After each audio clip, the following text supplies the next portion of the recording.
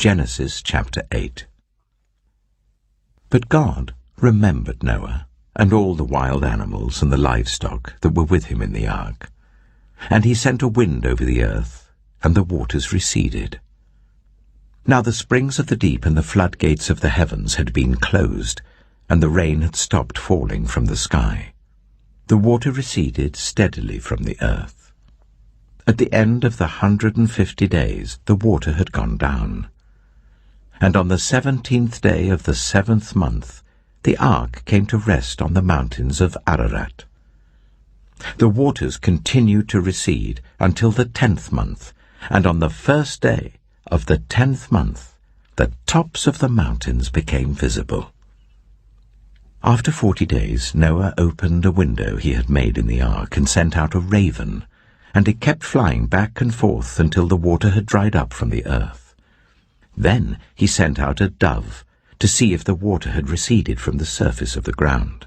But the dove could find nowhere to perch because there was water over all the surface of the earth. So it returned to Noah in the ark. He reached out his hand and took the dove and brought it back to himself in the ark. He waited 7 more days and again sent out the dove from the ark. When the dove returned to him in the evening, there in its beak was a freshly plucked olive leaf. Then Noah knew that the water had receded from the earth. He waited 7 more days and sent the dove out again, but this time it did not return to him. By the first day of the 1st month of Noah's 601st year, the water had dried up from the earth. Noah then removed the covering from the ark and saw that the surface of the ground was dry. By the 27th day of the 2nd month, the earth was completely dry. Then God said to Noah, "Come out of the ark, you and your wife and your sons and their wives. Bring out every kind of living creature that is with you, the birds, the animals, and all the creatures that move along the ground, so they can multiply on the earth and be fruitful and increase in number on it." So Noah came out, together with his sons and his wife and his sons' wives. All the animals and all the creatures that move along the ground and all the birds, everything that moves on land, came out of the ark, one kind after another. Then Noah built an altar to the Lord, and taking some of all the clean animals and clean birds, he sacrificed burnt offerings on it. The Lord smelled the pleasing aroma and said in his heart, "Never again will I curse the ground because of humans, even though every inclination of the human heart is evil from childhood. And never again will I destroy all living creatures as I have done. As long as the earth endures, seed time and harvest, cold and heat, summer and winter, day and night, will never cease." Genesis chapter 9. Then God blessed Noah and his sons, saying to them, "Be fruitful and increase in number and fill the earth. The fear and dread of you will fall on all the beasts of the earth and on all the birds in the sky, on every creature that moves along the ground and on all the fish in the sea. They are given into your hands. Everything that lives and moves about will be food for you. Just as I gave you the green plants, I now give you everything. But you must not eat meat that has its lifeblood still in it. And for your lifeblood I will surely demand an accounting. I will demand an accounting from every animal, and from each human being too I will demand an accounting for the life of another human being. Whoever sheds human blood by humans shall their blood be shed. For in the image of God has God made mankind. As for you, be fruitful and increase in number. Multiply on the earth and increase upon it." Then God said to Noah and to his sons with him, I now establish my covenant with you and with your descendants after you, and with every living creature that was with you, the birds, the livestock, and all the wild animals, all those that came out of the ark with you, every living creature on earth. I establish my covenant with you. Never again will all life be destroyed by the waters of a flood. Never again will there be a flood to destroy the earth. And God said, This is the sign of the covenant I am making between me and you and every living creature with you, a covenant for all generations to come. I have set my rainbow in the clouds, and it will be the sign of the covenant between me and the earth. Whenever I bring clouds over the earth and the rainbow appears in the clouds, I will remember my covenant between me and you and all living creatures of every kind. Never again will the waters become a flood to destroy all life. Whenever the rainbow appears in the clouds, I will see it and remember the everlasting covenant between God and all living creatures of every kind on the earth. So God said to Noah, This is the sign of the covenant I have established between me and all life on the earth. The sons of Noah who came out of the ark were Shem, Ham, and Japheth. Ham was the father of Canaan. These were the 3 sons of Noah, and from them came the people who were scattered over the whole earth. Noah, a man of the soil, proceeded to plant a vineyard. When he drank some of its wine, he became drunk, and lay uncovered in his tent. Ham, the father of Canaan, saw his father naked and told his 2 brothers outside. But Shem and Japheth took a garment and laid it across their shoulders. Then they walked in backward and covered their father's naked body. Their faces were turned the other way, so that they would not see their father naked. When Noah awoke from his wine and found out what his youngest son had done to him, he said, Cursed be Canaan. The lowest of slaves will he be to his brothers. He also said, Praise be to the Lord, the God of Shem. May Canaan be the slave of Shem. May God extend Japheth's territory. May Japheth live in the tents of Shem, and may Canaan be the slave of Japheth. After the flood, Noah lived 350 years.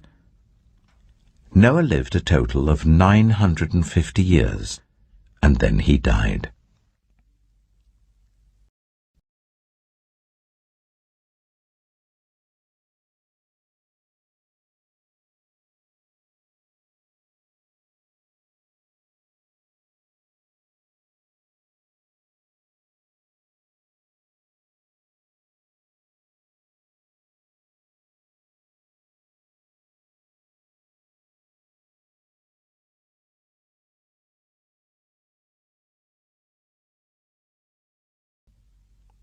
Genesis chapter 10. This is the account of Shem, Ham, and Japheth, Noah's sons, who themselves had sons after the flood. The sons of Japheth: Gomer, Magog, Madai, Javan, Tubal, Meshach, and Tiras. The sons of Gomer: Ashkenaz, Riphath, and Togarmah. The sons of Javan: Elisha, Tarshish, the Kittites and the Rodanites. From these the maritime peoples spread out into their territories by their clans within their nations, each with its own language. The sons of Ham: Cush, Egypt, Put, and Canaan. The sons of Cush: Seba, Havilah, Sabta, Reamah, and Sabteka. The sons of Reamah: Sheba and Dedan. Cush was the father of Nimrod, who became a mighty warrior on the earth. He was a mighty hunter before the Lord. That is why it is said, like Nimrod, a mighty hunter before the Lord. The first centers of his kingdom were Babylon, Uruk, Akkad, and Kalnu in Shinar. From that land he went to Assyria, where he built Nineveh, Rehoboth, Calah, and Resen, which is between Nineveh and Calah, which is the great city. Egypt was the father of the Ludites, Anamites, Lehabites, Naphtuhites, Pathrusites, Casluhites, from whom the Philistines came, and Caphtorites. Canaan was the father of Sidon his firstborn, and of the Hittites, Jebusites, Amorites, Girgashites, Hivites, Archites, Sinites, Arvadites, Zemarites, and Hamathites. Later the Canaanites' clans scattered, and the borders of Canaan reached from Sidon towards Gerar as far as Gaza, and then toward Sodom, Gomorrah, Admah, and Zeboim as far as Lasha. These are the sons of Ham by their clans and languages, in their territories and nations.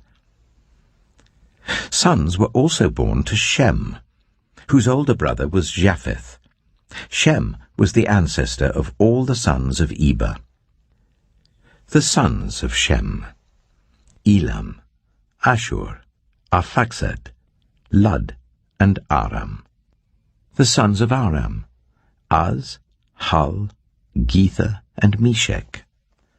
Arphaxad was the father of Shelah, and Shelah the father of Eber.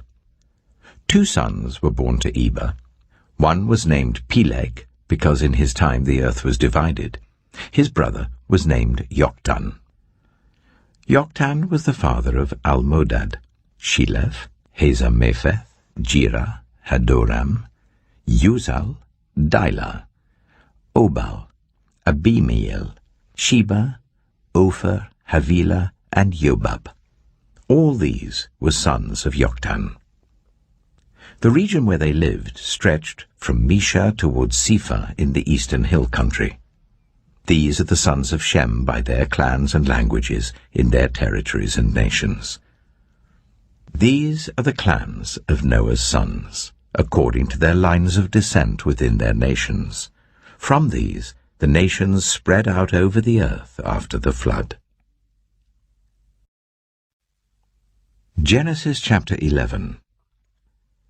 Now the whole world had one language and a common speech. As people moved eastward, they found a plain in Shinar and settled there. They said to each other, "Come, let's make bricks and bake them thoroughly." They used brick instead of stone, and bitumen for mortar. Then they said, "Come, let us build ourselves a city with a tower that reaches to the heavens, so that we may make a name for ourselves. Otherwise we will be scattered over the face of the whole earth." But the Lord came down to see the city and the tower the people were building. The Lord said, "If as one people speaking the same language they have begun to do this, then nothing they plan to do will be impossible for them. Come, let us go down and confuse their language, so they will not understand each other."